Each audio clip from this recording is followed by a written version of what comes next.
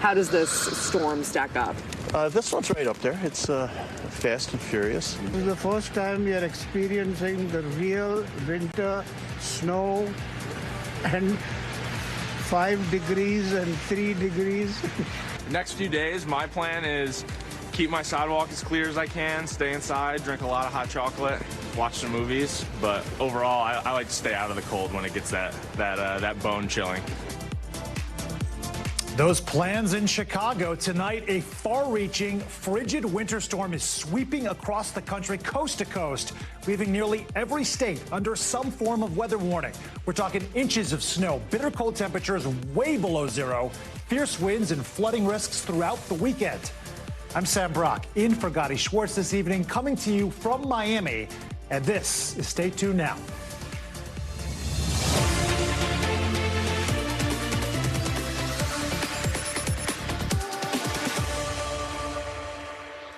All right, you've heard the phrase, no doubt at this point, this bomb cyclone that is forecasted is not only the third major storm we've seen move across the country this week, it is also the first significant Arctic outbreak of winter. Now, the wicked cold slamming the Midwest right now is producing heavy snow and wind. You see that, with millions bracing for sub-zero temperatures this weekend. At least one weather-related death has already been reported today in Wisconsin. This is creating dangerous conditions for those on the road with slick surfaces and, of course, reduced visibility. Check out how intense those winds were earlier, almost knocking over a reporter from our NBC affiliate in Chicago. Take a look. There we go. You can see. I'm having to ground myself here and spread out a little bit just so that way I can keep from going towards the road. But as you would imagine, the icy weather is also impacting travel. These were the conditions at the airport in Omaha, Nebraska earlier today. You can barely see a thing. Nearly 3,000 flights have been canceled today. Now, for the other parts of the country, it is a virtual melting pot of problems. Rain and flooding risks will be high for the East Coast, and for the South, the risk of hail and tornadoes. And it all comes with the Iowa caucuses slated for Monday, when the state may see its coldest temperatures ever for that political staple. Wind chill watches and warnings are also in effect. We have a full team tracking the latest conditions for you tonight. We are going to start right now with NBC News meteorologist Bill Cairns. He is standing by with the forecast. Vaughn Hilliard is in Iowa ahead of the caucuses. But first, let's go to Maggie Vespa, joining us from Chicago. All right, Maggie, it is good to see that you are, in fact, still standing after all of this frozen mess. Let's start right now with how this storm is impacting travel. Yes, you are a brave soul. How is this impacting travel, though, for folks that are really just trying to get around town right now? I mean, Sam, it was a wild day when it comes to cancellations and delays. I think we had close to 6,000 plus delays nationwide, 2,000 plus cancellations when all was said and done. A lot of that started stacking up really quickly in the morning because, as you know, a lot of the airlines, when they see weather brewing like this, they kind of cancel a little bit preemptively, knowing how bad it could get, knowing they want to give passengers time to rebook. So it really stacked up fast, and people got backed up here fast at O'Hare. This is obviously a major United hub. We're standing outside of Terminal 1, where we had a lot of people in long customer service lines. Listen to just, some of what we heard today. How stressed are you right now? Extremely. I was excited to go meet my mom. I have to be mindful about the weather when I'm booking flights, so that's something that I'm learning from the situations. The airport actually closed twice for incoming flights. So we kind of got on, got off, got on, and they said, well, we'll see if we can get you there.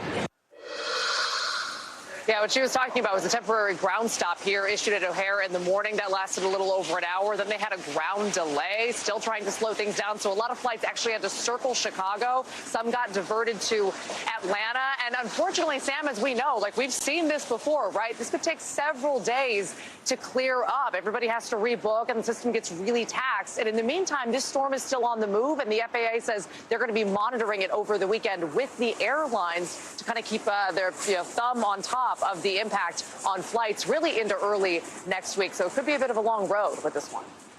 Yeah, long 48 to 72 hours. You might say the problems right now really snowballing. The temperatures where you're at right now are cold, obviously. But Maggie, is it really expected to get colder than what you're already experiencing? It is expected to get so much colder, and I say that after having talked to your producer who said, oh, wow, I can see your breath. And I was like, actually, this feels balmy compared to what we've been dealing with over the last few days. By Monday, we're talking about overnight lows well into sub-zero territory, like -10. And that's not even taking into account the wind chill, and we live in the Windy City. This is Chicago. And then you talk even about Iowa, where the caucus is going to be on Monday. They're thinking this could be the coldest Iowa caucus ever, with wind chill around like -30. So we are talking brutally, dangerously cold. And people here obviously already exhausted by this system after system after system routine we've been going through. We haven't even gotten hit by that cold yet, but it's definitely coming, Sam. Yeah, make sure you got a good snow shoveler to help you out. Hopefully some food that's stored up. Maggie Vespa, the weather just seems to follow you. Thank you so much for that report. Thank you. All right, and we turn now to meteorologist Bill Cairns. If we have not already mentioned this, temperatures are going to be Arctic. Let that sink in for a second. For millions of people. Bill, any sense of how bad it's really going to get? Well, good evening to you, Sam. And this has been a wild week of weather. It's going to continue right through this weekend and even into next week. Well, one storm after another and this big, huge cold blast in the middle here. And so this storm that we've dealt with today hasn't been as severe as the storm 3 days ago. We haven't had the tornadoes. We, power outages are over 100,000. You were almost at 1 million with that last storm. So it has its impacts, though. I mean, it's treacherous right now in areas of Iowa. They're telling a lot of people to stay off the roads. Blizzard conditions going on. Gusty winds, snow's blowing all over the place. That's also happening in Wisconsin. And then that cold air in areas that rained earlier today, that cold air is coming in, getting a flash freeze in many areas of Missouri, and now starting to head into Arkansas. So areas of purple is where you want to avoid. That's where we have the blizzard warnings, all of almost Iowa, portions of South Dakota, Nebraska. The Green Bay area is under a blizzard warning, first time in about 5 years. Northern Michigan, too. And this is a separate storm in the west. All the mountainous areas are going to get hit really hard this upcoming weekend. So how much additional snow can we get? Well, with that new storm coming in, all of the mountainous areas could get a couple feet of snow. We have avalanche concerns into the weekend at the ski resorts. And then as far as the heavy snow goes in the Great Lakes, Chicago not going to get a lot more, but Milwaukee to Green Bay, that's another 3 to 6 inches for you. Northern Michigan and everywhere right along the shore of Lake Michigan get the most. And also watch out around Buffalo and the South towns, especially Orchard Park area. That's where the Bills are hoping to play their football game. You are going to get heavy lake effect snow this weekend, especially as we go throughout Saturday into Sunday. And the football game could be affected by gusty winds and heavy snow. That could be quite the scene to watch there on Sunday. So the storm is located over the top of southern Lake Michigan. Winds are howling, 38 in Des Moines, 37 Cedar Rapids. Look at Missouri, winds gusting to 40 miles per hour. That's where the blizzard conditions are, and that's where the snow is just all drifting. In the east, this will be all rain this evening. Rain's already picking up in the mid-Atlantic area. Tonight, overnight, it'll be in the New York area. We still have numerous rivers in flood stage. A quick 1 to 2 inches may send them even higher. So that's the concern for the I-95 corridor. The good news there is that the rain's in and out. By the time the sun comes up, the rain should be gone, and the river levels will begin to recede. And then we just deal with the cold through most of the weekend. I mean, it's bitterly cold. This is the coldest air of the season by far. Wind chills have been in the -30 to -40 range all weekend long. And that -10 to -30 air is starting to creep south. Look at Kansas City now, dropping to -11. And the story as we head through the weekend will be the cold moving to the south. Of course, Saturday night, we got the Miami Dolphins playing outdoors at Arrowhead Stadium against the Chiefs. Wind chill expected to be about -20 degrees. It's even worse on Sunday and Monday, but that'll be one of the coldest NFL games ever for a wind chill. And look at Dallas, -1 degrees on Monday. We're concerned in areas of Texas with energy consumption. ERCOT is actually predicting a record energy usage on Tuesday of next week. And of course, that's going to test the grid, and fingers crossed it all works out, because there's even a chance of some snow and some sleet in the area. And people with their eyes on the Iowa caucus, these temperatures are brutal, Sam. I mean, we're watching -33 wind chills in a few spots.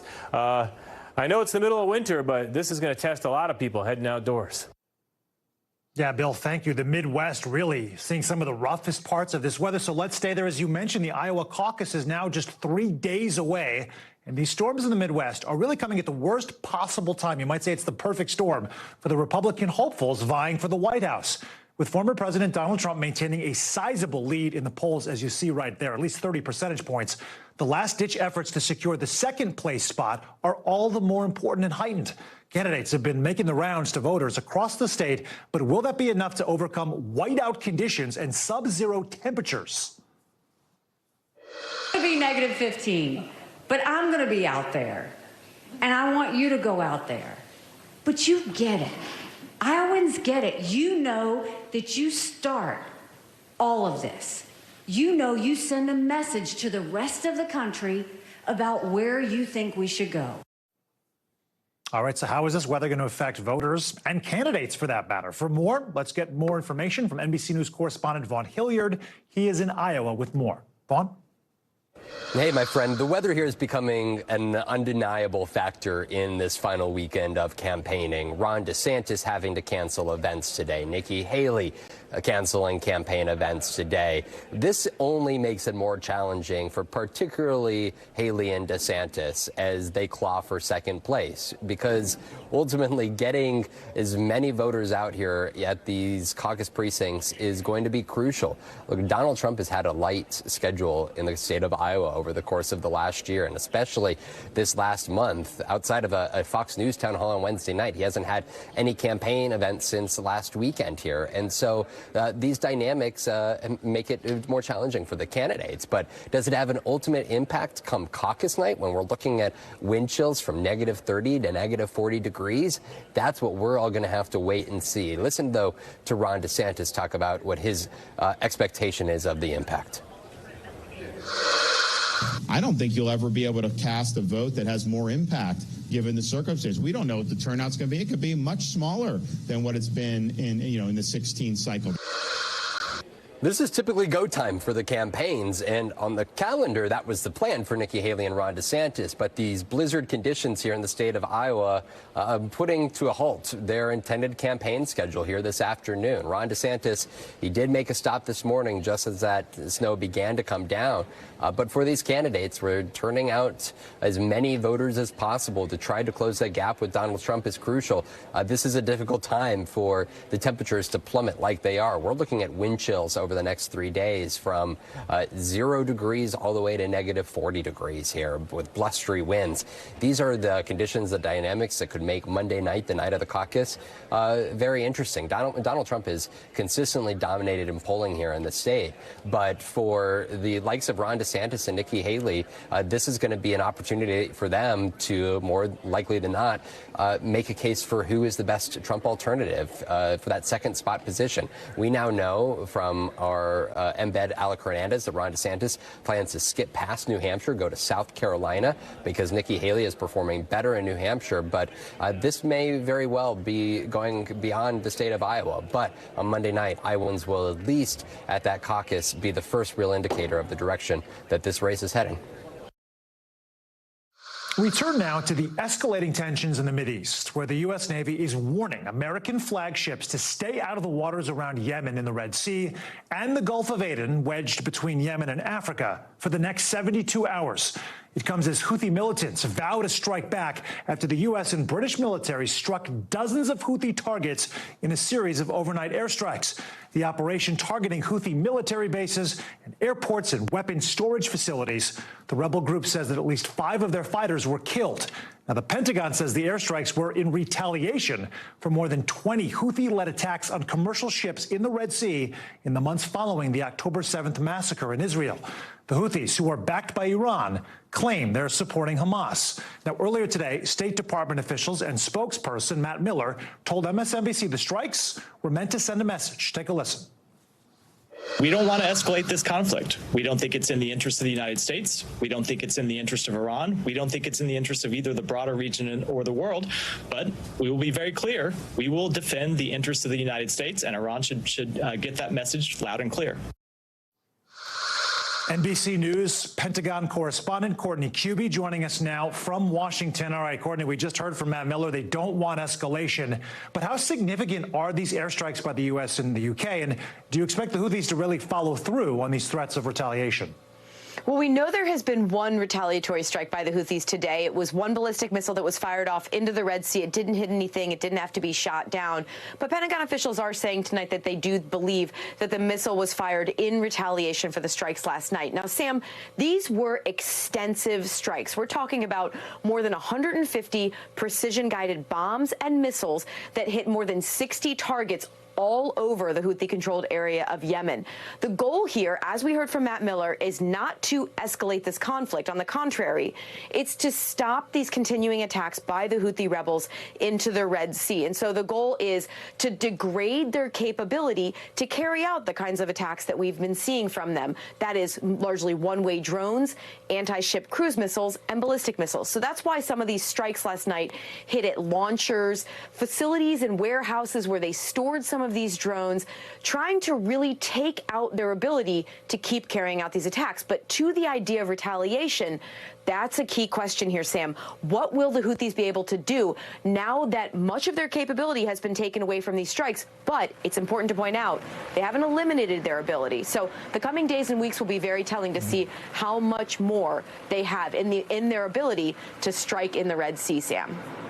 And that's a really great point, that there has been significant weapons degradation. I guess we'll find out exactly the extent of it. But I mean, I'm curious for our viewers as well, Courtney, like, what is the goal for the Houthis here? What are they trying to achieve? And however it plays out, does this increase the likelihood of a direct confrontation with their backers, Iran? So their main goal here is worldwide attention. Exactly, frankly, what they're getting right now. They are not. While the Houthis have said this is directly in response to the Israeli strikes and the continuing war in Gaza, the reality is this is all about the Houthis getting attention on the world stage. And look what they've been able to achieve already. They have severely threatened global commerce by getting some of these major companies to reroute their ships all the way around Africa rather than going through the Red Sea. They are impacting a large percentage of global commerce. And why that's important to just about every person on this planet right now, Sam, is because as those when ships have to go a longer route, it costs more, it takes longer, and ultimately that's going to be borne out by the consumer. They are going to be paying more for their goods in the near future if this continues. The Houthis have achieved that goal of getting this attention. Now, Iran backs them with weapons, with training, with intelligence. But the reality is officials don't believe Iran is directly directing these sorts of attacks, but they could get pulled in. If the Houthis are successful in hitting a ship, specifically a U.S. military ship, a British military ship, that will greatly escalate this conflict in the region. The reality is it won't just be the U.S. who would get pulled in. Iran would get more directly pulled in here. All that we hear from U.S. officials is Iran is also not looking for a direct war with the West in this. So a lot of concerns here. That's one of the reasons that the U.S. and the British military took these strikes last night. They are trying to avoid the exact scenario I just laid out, Sam. So they're trying to be surgical, but it's not hard to envision a circumstance in which this could become a regional conflict, and that is everyone's worst fears. Courtney, exactly. Thank you so much for that report. Really appreciate it, Courtney. Thanks. Well, tensions and the stakes in the Israel-Hamas war remain sky high tonight as the occupied West Bank is now seeing deadly clashes between Israeli forces and local militants. They're jumping significantly.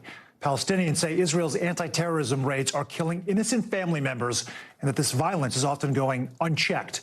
NBC News chief foreign correspondent Richard Engel has the full story. Already at war with Hamas in Gaza and under threat from Iranian-backed militias across the Middle East, Israel may face a new front closer to home. Since the Hamas attacks on October 7th, Israeli troops have intensified counterterrorism raids in the Palestinian West Bank, where locals accuse Israel of heavy-handed tactics. We recently traveled to the Nur Shams refugee camp. Suleiman al-Zuhairi, a community leader, took me to a building where he says Israeli troops arrested a man accused of making bombs and then blew up 3 apartments. This is what we call it's collective punishment for the people. Down the street lives Sarah Mahamid. She showed me the spot where she filmed her 16-year-old brother as he was shot by Israeli soldiers during another raid. Her cell phone video is difficult to watch. When her brother, on the left, looks around a corner, he's shot dead. When her father tries to recover the body, he's shot too. Seriously injured, he manages to limp back home. Our blood is cheap for them. They're killing us every day, Sarah says. The Israeli military said its troops fired on terrorists during an operation in the area at the time. We attended the funeral for Palestinians who've just been killed during another Israeli operation. This funeral is for 3 people, but scenes like this are happening now all across the West Bank. Opinion polls suggest that the popularity of militant groups has skyrocketed since October 7th. One opinion poll said that their popularity has increased by 90%. Palestinian officials say more than 330 Palestinians have been killed in the West Bank since October 7th. UN and Arab diplomats have warned the West Bank is at a boiling point. Clearly there. Richard Engel, Chief Foreign Correspondent, thank you so much. Well, do not go anywhere because we right now are just getting started. The New England Patriots do have a new head coach. That was quick. The announcement made just 24 hours after Bill Belichick stepped down from the coaching perch he's occupied for more than 2 decades as a hint as to who's going to be his successor. And with all that chaos happening in the skies and on the runways, the FAA has decided to crack down on Boeing's manufacturing process. We'll have more on specifically what steps they're going to take right after the break. And welcome back. Here are some of the other headlines that we're watching tonight. We start with the Justice Department, which is planning to seek the death penalty for the gunman who killed 10 people in a racially motivated shooting at a New York grocery store. They say that the shooter's intention to kill black shoppers specifically makes the death penalty warranted. That would be a first for President Biden's administration. Speaking of the president, today he announced another wave of early student debt cancellation for some borrowers. That means specifically those who received less than $12,000 in federal loans and have been paying them off for at least 10 years will get the rest canceled immediately next month. Even though the Supreme Court did strike down the president's mass debt relief program last summer, he still approved billions of dollars of relief through other education department programs. And parts of Mississippi are under a boil water notice after traces of E. coli were found in the water.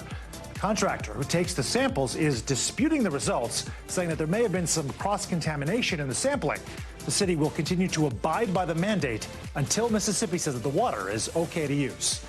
In New Orleans, a car ended up in a massive sinkhole last night with the front end completely swallowed up. You see the crowd gathered around it. That is surreal. The city said today that the weather conditions likely to blame or could be to blame. Luckily, the driver was okay. And one day after legendary coach Bill Belichick left the New England Patriots, they have already picked his replacement. That is Gerard Mayo, who's going to become the 15th head coach of the franchise and the youngest coach in the NFL. Move over, Sean McVay, because Mayo is only 37 years old. He was a linebacker for the Patriots from 2008 to 2015, and he's been coaching in that role for the Pats since 2019. Well, tonight, airline manufacturer Boeing is under fire and still dealing, of course, with more blowback. 1 week after a panel tore off of an Alaska Airlines plane mid-flight, the Federal Aviation Administration, the FAA, is boosting oversight of the company. NBC News senior correspondent Tom Costello has the latest. It was a week ago tonight that the door plug on that Alaska Airlines 737 MAX 9 blew out over Portland. Today, the FAA suggested that accident raises serious concerns about Boeing's safety culture, announcing its increasing oversight of production and manufacturing at Boeing and its suppliers, including Spirit Aerosystems, which manufactured the fuselage with the suspect door plug already installed. This is a brand new aircraft. It has just come off the line, and it had significant problems, and we believe there are other manufacturing problems as well. The FAA chief announcing an audit of the MAX 9 production line to ensure Boeing's compliance with quality procedures, increased monitoring of any in-flight events, and assessing whether a third party should oversee Boeing quality control rather than Boeing employees acting as FAA inspectors as Congress has mandated. Today, Boeing says it supports all actions that strengthen quality and safety, and we are taking actions across our production system. None of the Dash 9s will fly with an unsafe condition. That I can promise. Meanwhile, several passengers are suing Boeing, claiming physical and emotional injuries from last week's accident. With Alaska and United's MAX 9 still grounded pending inspections, the FAA chief says they will not be rushed into service. We're going to go with it when it's safe. Meanwhile, the door plug involved in that explosion is now at the NTSB lab in Washington and will undergo analysis this weekend. All right, Tom Costello, thank you so much for that report. Up next, we are taking you inside Prisonyland. No, it's not a new theme park. It's one of the most progressive prisons in the country. We'll explain. But first, you got to see this. A 102-year-old woman has a need for speed. Didn't think I was going to say that, did you? Bindi Graylo got to drive around in some NASCAR wheels at Richmond International Raceway. But get this, it wasn't fast enough for her. Enough for you? Oh, no. How fast do you want to go? As fast as possible. She wants to see the top speed. Bindi plans on coming back for her 103rd birthday in April. We will cheers to that and be right back.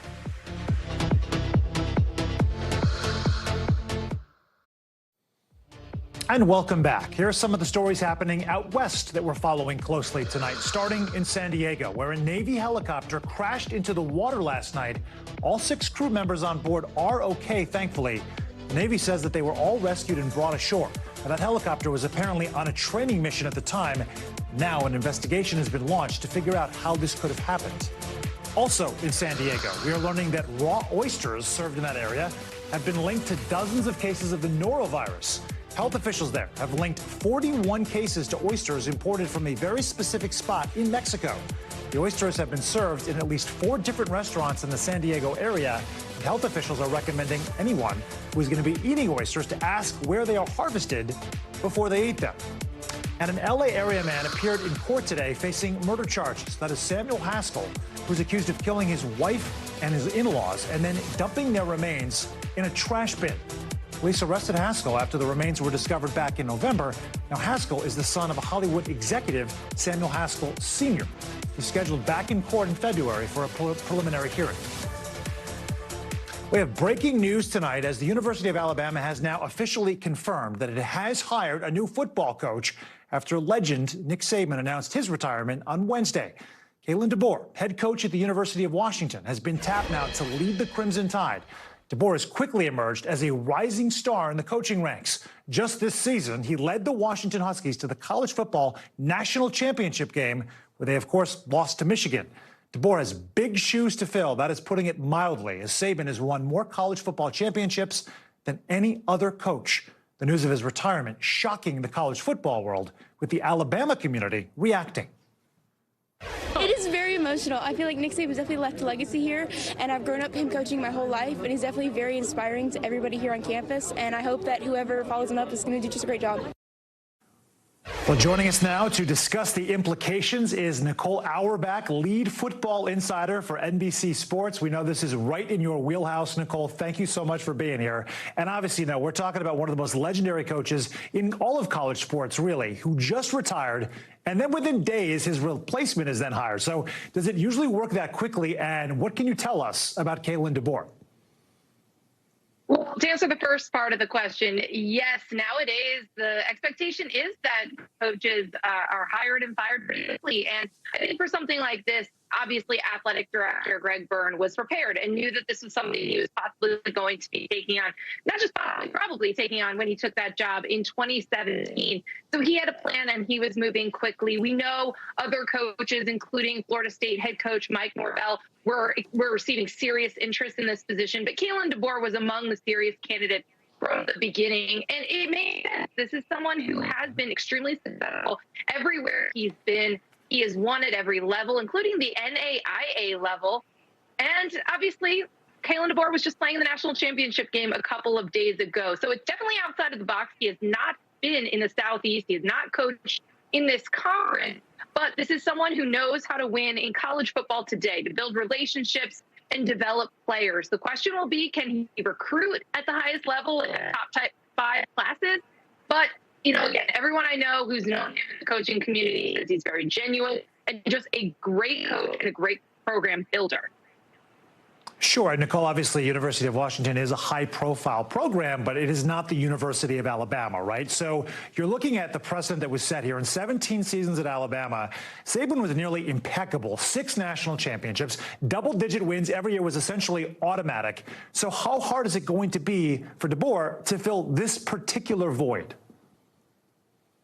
It's something I wouldn't want to do, and I think a lot of coaches were in good spots that didn't want to even try to handle this. It's really hard to be the guy after the guy, and it's incredibly difficult to do it after the greatest of all time in college football. But listen, I think him not shying away from this tells us something about him as a person and about him as a coach. And you've got to think about it in terms of, like, will this job open again? Will Kalen DeBoer ever have another opportunity at a job like this? The stars align right now. He couldn't be hotter. His stock couldn't be higher. And he was able to land this job. And I think that's why you leave a position in a place like Washington, where you are in the upswing, joining the Big Ten, because there's only one Alabama, one of the best jobs in the sport. Yeah. And this was the right time for Kalen DeBoer to get it. 100%. There's only one Alabama. There's only one Georgia, one Ohio State. There's only a few of those utmost coveted jobs. Might as well cash in your chips when you can. Nicole Auerbach there to break it all down for us. Thank you so much, Nicole. Really appreciate it. Thanks for having me. All right, we are following breaking news right now. The U.S., we've just learned, has conducted another strike against the Houthi rebels in Yemen this evening. Now, that is according to 2 U.S. defense officials, and it does come just one day after initial strikes conducted by the U.S. and the U.K. against the Iranian-backed group. I want to bring in right now Courtney Cubie, our Pentagon correspondent. Courtney, what specifically are we learning about this latest strike? So this was, it's much smaller scale than what we've been talking about all day, what the U.S. and the British conducted last night, which was more than 60 targets, more than 150 munitions, bombs and missiles. Tonight we're talking about one specific target. It was a radar site, according to 2 U.S. defense officials. And this was a unilateral U.S. action. It was only the U.S. military. And candidly, and frankly, it was conducted by the U.S. Navy off of a U.S. Navy platform. We don't know what ship yet, but we're working on that detail, Sam. I will say this literally just unfolded in the last moments. The strike happening in just the last hour. We're also waiting still for a battle damage assessment. But keep in mind that in Yemen, it's a little bit more difficult for the U.S. to get a quick battle damage assessment as opposed to other areas where the U.S. may have more of a presence or any kind of a presence or more capability there. So I'm not sure we'll get that tonight. But again, this was an additional strike after the series of strikes the U.S. took last night, taking out a radar site. And just to give our viewers a sense of why that may be significant, these are the types of radars that the Houthis could use for a number of different things. Everything from some of their air defense systems, so the ability to take out an aircraft that's flying in their airspace, or for them to be able to target things out in sea. Now, we've been talking for weeks now about the Houthis targeting commercial shipping, threatening military ships in the southern Red Sea.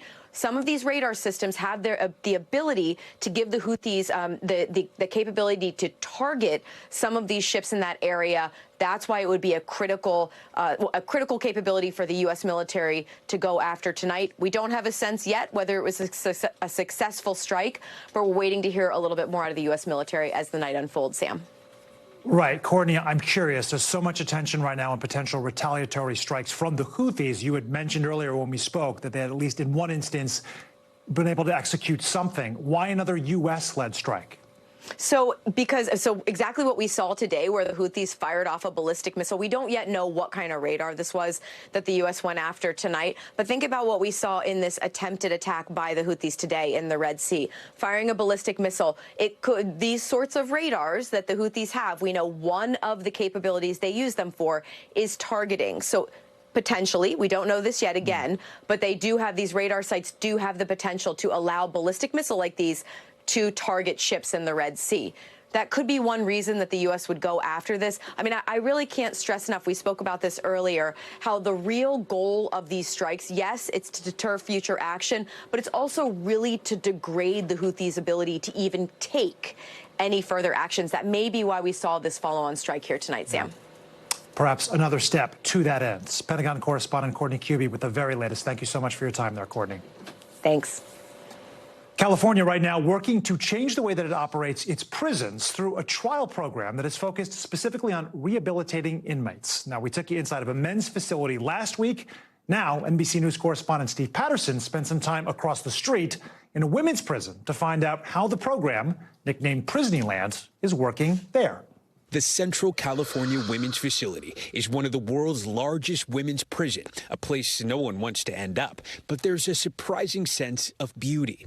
Manicured gardens upkept by prisoners right in the middle of the yard. It's all part of an experiment happening at 2 prisons in California. Officials calling it the California model, built on what they say are new foundational pillars like promoting positive relationships between staff and incarcerated people and aiming to make life behind bars more similar to life outside of prison.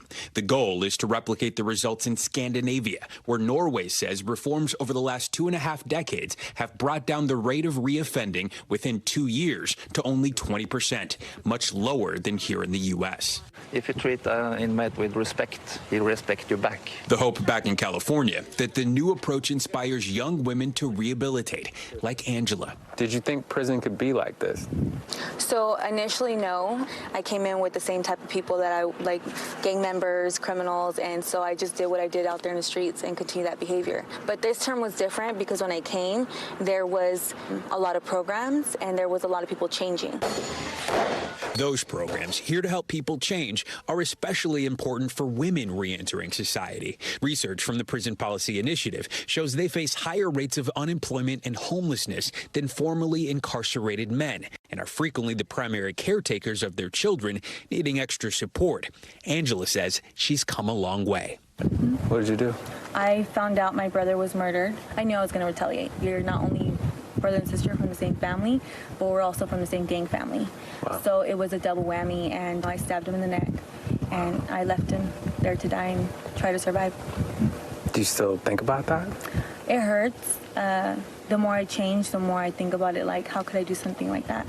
And so I think that's one of the hardest processes of changing, is that you have to take accountability and responsibility. But when she came in, she was a lot more like the first-timers we met a few yards over. I hate this place. Why do you hate this place? I hate this place because we get treated like inmates. What do you mean? I'm talking about the unfair treatment. What don't you like about this place? Everything. Some young women, like Mariana, haven't yet taken advantage of all the rehabilitation programs. The truth? Anything but the truth? Yeah, tell me this the truth. place ain't shit. Why isn't it? We have no program. We log down 24/7. These people like to be all up in our business for no reason. Like they need to mind their business or too involved. But her tone changed when a lieutenant came over. What do you want to say? I mean, the leadership's all right here. What do you want to say to them? I can't, you know what? I cannot complain about the people here. I've met so many different types of people. I'm so used to being in a community so tight, so close, that I've expected so much and I've learned so much from different people. I've learned from lifers, I've learned from short-termers, I've even learned from the staff. And as we learned, it's not just the inmates who benefit from going through a shift in perspective. So on this facility, we're doing things a little bit different. Correctional Officer John Kuski says this new California model completely changed the way he works and gave his life a better direction. How were you acting when you first started to the way you see the population now? I was stereotypical, us versus them. Like I come in, I'm a peace officer, you're an inmate. Like I looked at him as almost subhuman. And then something clicked inside of my head, like I'm such a hypocrite because I'm coming here and being the complete opposite. Correctional officers here are also supposed to benefit from a more positive environment and healthier relationships with the incarcerated population. A Department of Justice review found that officers in conventional prisons face multiple stressors and elevated levels of depression and suicide, even leading to lower life expectancies than the average working age population. I didn't learn to interact the way I interact now until I was 32 with my life experience. You know, I got 5 daughters, and now I come to work like I kind of look at it like I got 700 daughters. Like, where do I meet them where they're at? Officials say there's proof that the new approach is working. Just look at who's now able to get out. Angela was originally sentenced to 15 to life, but she says thanks to the program's changing her mindset and preparing her for the future, when I met her, she was 4 months away from potentially walking out the gate. What are your feelings about getting out? Are you like excited, a little nervous? I am afraid because I am a youth offender. I never took life seriously, and this is going to be my first time going out there. Yeah, I'm afraid, but the person I am today will do it afraid. All right, quite a look at a personal evolution there. Steve Patterson for us. Still to come, Ecuador under a state of emergency. That country dealing with mass chaos as more than 150 prison staffers are being held hostage by gang members. Those are TV people, and that was from earlier in the week, those anchors facing guns. That development and story coming up next.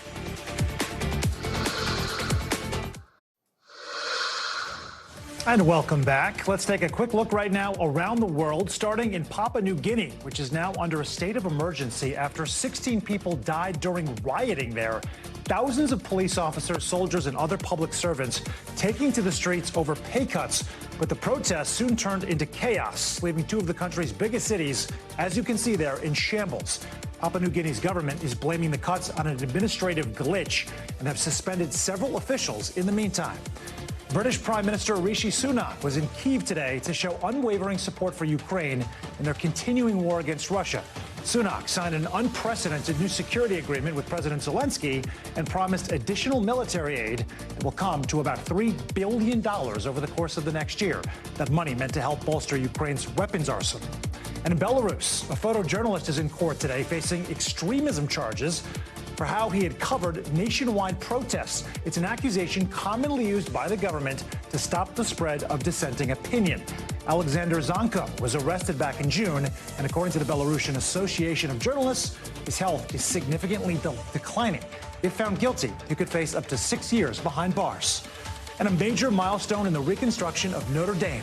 The entire timber frame of the famous Parisian church has now been completed, a huge accomplishment. Carpenters working on it, celebrating the achievement by hoisting a bouquet of flowers to the top of the structure. Notre Dame burned down in a fire in 2019 and is on track right now to reopen by the end of this year. We go now to Ecuador, where that country basically remains in total lockdown as the government clashes with gangs across the country. According to police, at least 22 people have been taken into custody. This as nearly 160 prison guards are still being held hostage by gang members in at least 7 prisons. You're also looking at a hostage takeover at a local TV station. That happened earlier this week, too. Ecuador's president has declared a state of emergency and named 22 gangs as terrorist organizations. NBC's Gadi Venegas joining me now with more details. Gadi, if you could, please bring us up to speed here. How is this war going right now between the government and gangs? Well, Sam, a lot more police and military activity today after days of these changes that were made in Ecuador. You and I both have been reporting on this story this week that reached its worst point when masked men entered that television station. Now the president is speaking out, doubling down on these new reforms or these new actions taken by the military. So we are under the state of emergency, which gives them a lot more power, both the police and the military. Now, it's hard to know what is happening inside of the prisons because we know that they still have some guards that have been taken hostage. But we do know that the military and the police are working on taking control back of those prisons.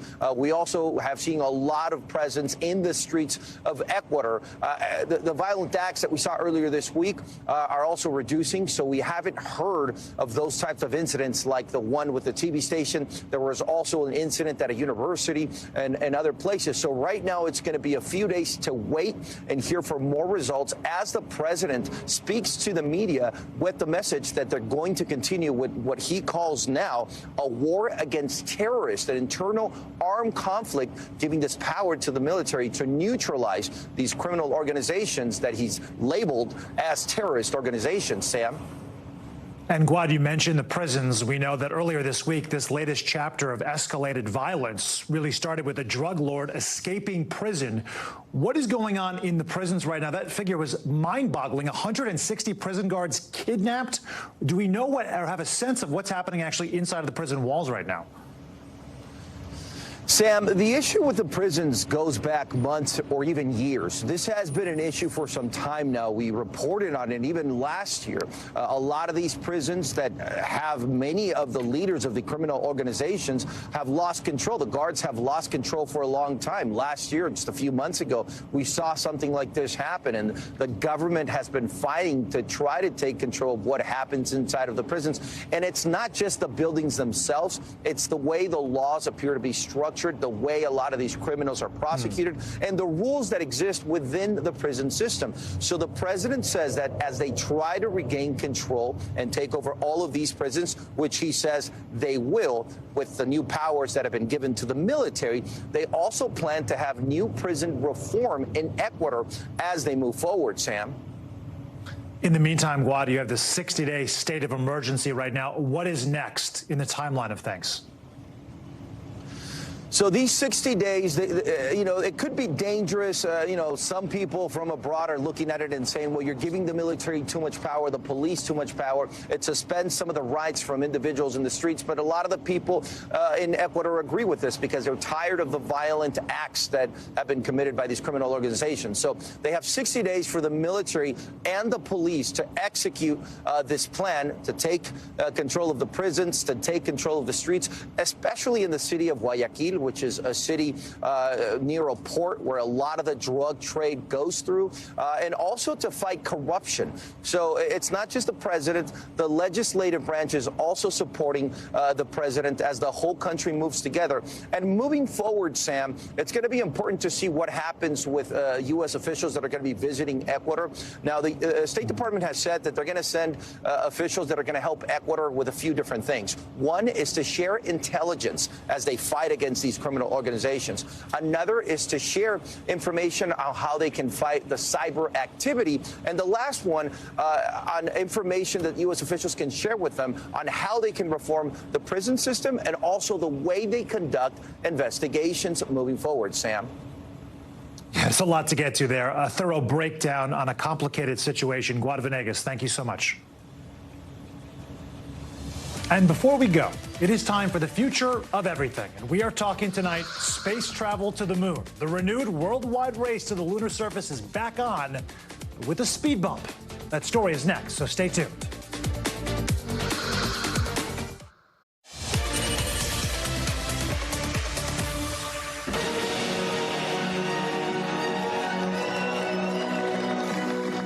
Well, this is definitely worth a curtain drop. Tonight, NASA and Lockheed Martin unveiling its latest X-plane, the X-59 supersonic experimental aircraft. Look at that thing. So the plane's unique design minimizes shock waves that cause loud sonic booms, keeping it pretty much silent. Lockheed Martin says that could pave the way for commercial supersonic flights, which have been banned since the 1970s because of how loud they are. Could prove to be revolutionary by cutting travel times and connecting continents in just a fraction of the current times. Think Miami to Paris in 5 hours, or how about New York to London in 3? As for getting to space, still a bit more than that. Let's dive in, by the way, into the space race and man's effort to return to the moon. So 2024 is shaping up to be an all-out lunar blitz. Right now, space agencies and private companies around the world are launching everything from rockets to rovers as part of the build-up missions to reach the moon's surface. So for 50-plus years, that journey has proven elusive and incredibly difficult, but not for long, and sooner than you might think. 5, 4, 3, we have ignition. It's a new year with new lunar ambitions. Launching a new era in spaceflight to the moon and beyond. At the Kennedy Space Center, the latest private venture into space, hoping to make history, but falling just short. Pittsburgh-based Astrobotics' inaugural lunar mission suffered a malfunction, fatal one, shortly after the launch. A critical failure and reminder of the unforgiving realities of getting back to the moon. They're trying to get as much data as they possibly can off of the spacecraft because the good news is both Astrobotic and NASA have upcoming lunar missions. A setback, yes, and NASA believes there will be more, but the mission remains clear: return American boots to the lunar surface. We'd like to dedicate the first step of Apollo 17 to all those who made it possible. And liftoff of Artemis 1. We rise together back to the moon and beyond. Anything less than perfect can mean disaster and delays. We are adjusting our schedule to target Artemis 2 for September of 2025. We don't fly until it's ready. Safety is paramount. As NASA navigates roadblocks, China is surging forward. China's space agency is targeting the far side of the moon for a first-of-its-kind mission in early 2024. NASA Administrator Bill Nelson asked earlier this week, who is winning the space race? I do not have a concern that China's going to land before us. Beyond the American-Chinese rivalry, space agencies from Europe, Russia, India, and Japan all have lunar missions in the works this year and beyond. But NASA believes the U.S. has a clear advantage, a high-stakes, but not always perfect, private moon race driven by America's brightest minds. The goal, getting to space faster and cheaper than everyone else. Instead of spending maybe $1 billion on a really high-tech, super-powered lander, they're doing these missions for $100 million, $200 million a pop. For now, the moon's surface remains mostly untouched by human ambitions. The question is no longer if humanity will return, but who will get there first. We leave as we came, and God willing, as we shall return. With peace and in hope for all mankind. And we will be back. Just a question of when. Well, for tonight's 60 Seconds of Joy, let's talk about something out of this world. We leave you with Frosty the cat, also known as One Frosty Too Many. This plump pet, their words, not mine, was found wandering the streets in Virginia and is now looking for her forever home. Reporter Riley Wyatt from our friends at NBC 12 in Richmond has more. 27 whole pounds of cuteness and love. This is One Frosty Too Many, and she is now looking for a forever home after capturing the hearts of all the staff here at Richmond Animal Care and Control. This absolute ham, triple the normal weight for a cat her size, now the center of attention at RACC and on her way to becoming a social media sensation. We get emails from all across the country. Frosty was brought to us by a concerned citizen that found her as a stray. RACC says even though her chubbiness is pretty cute, she needs to shed the weight in order to be healthy and comfortable. They are looking for a quiet home and someone with time on their hands and experience caring for cats. This comes shortly after the shelter took in Patches, the giant 42-pound kitty that rose to national fame. Probably the two biggest that we've seen. And of course, Patches' owner was thrilled to learn of another hefty cat at the shelter sharing the love on Facebook. Someone with time on their hands and care and a whole lot of Purina in their closet. Poor Frosty, though. Definitely going to a good home. She looks perfect just the way she is. That was Riley Wyatt. Thank you so much for that report. That is going to do it for us tonight. I'm Sam Brock. We're going to see you on Monday. But until then, stay tuned now.